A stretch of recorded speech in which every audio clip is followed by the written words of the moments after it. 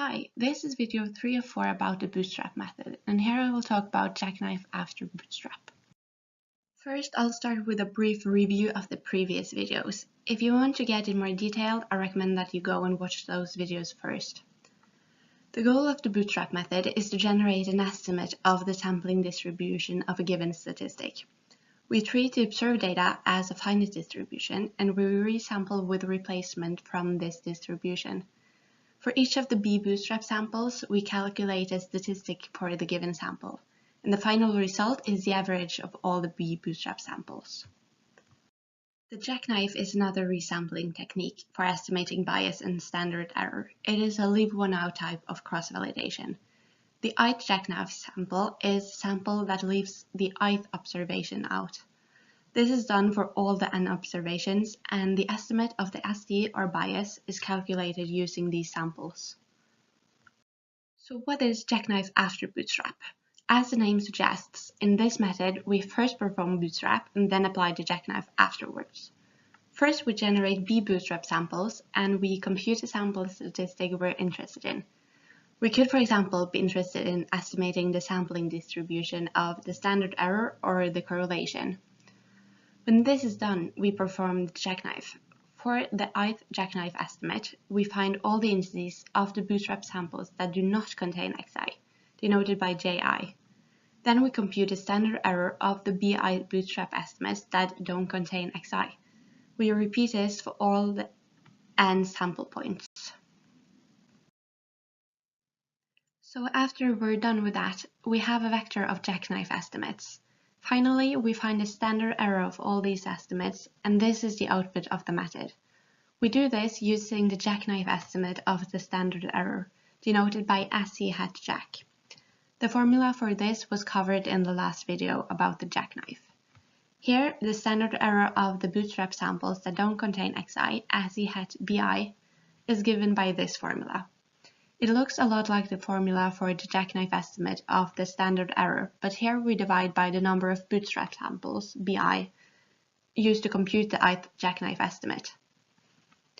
I know this can be a lot to take in, so let's look at an example to make it a bit more concrete. As a side note, it's worth noticing that there are built-in functions in R that do both the bootstrap and the jackknife after bootstrap. But here I've done it more manually to understand what these functions actually do. In the bootstrap sample package in R, there is a dataset called law. This law school data has a sample size of 15 randomly drawn schools from 82 USA law schools. It has two measurements, LSAT, which is the average score on a national law test, and GPA, which is the average undergraduate's grade point average of the given school. The data for all the 82 universities can be found in the dataset Law 82, but for the purpose of this example, it's enough to use the smaller one. So the goal for this example is to look at the distribution of the correlation between LSAT and GPA. Precisely, we're interested in estimating the standard error of this correlation. First, we set the sample size to be the size of the dataset, which in our case is 15, and we set the number of bootstrap samples to be equal to 200. We could have used another number for B, but let's work with 200. We define two empty vectors, theta b and indices. This is where we'll store the estimate of the sample correlation and the indices for each bootstrap sample respectively. First, let's just have a quick look at the data. From this scatter plot, it can look like there is a positive correlation between the variables. We see that higher LSAT scores often yield higher GPA scores, but there are also some outliers in the data. The first step in this procedure is to run the bootstrap. I set a seed such that we get the same result every time, and so that the results can be replicated. For all the 200 bootstrap samples, we randomly select n indices and extract the corresponding data points for LSAT and GPA. The built-in R function core is used to calculate the sample correlation of this sample, and we store this in theta b. We also save the indices we sampled because this will be used in the jackknife. So let's have a look at the results of the bootstrap. The mean of the estimated correlation is found to be 0.778, while the true correlation, that is the sample correlation found from the observed data, is 0.776. So as we anticipated after looking at the data, there is a high positive correlation between LSAT and GPA. The standard error of the Bootstrap estimate of the sample correlation is 0.118. This is the estimate we'll try to improve by using the Jackknife. Then we're ready to perform Jackknife after Bootstrap. As we did before, we define an empty vector that we'll use to store or end Jackknife estimations for the standard deviation. For the jth Jackknife estimation, we find all the Bootstrap samples that contain xj, which is the jth observation.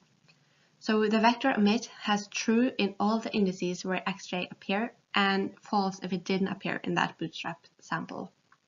We only want to keep the samples that don't contain this observation, so we store these indices in keep. Lastly, we find the standard error of the Bootstrap estimate of the correlation we found above, which we saved in theta b. Here it's important to note that we're only regarding the samples we saved in keep, which is the Bootstrap samples that don't contain xj. By using the Jackknife estimate of the standard deviation, the SG of the correlation is now found to be 0.066. This is considerably lower than the results obtained when we used only the Bootstrap. That was 0.118.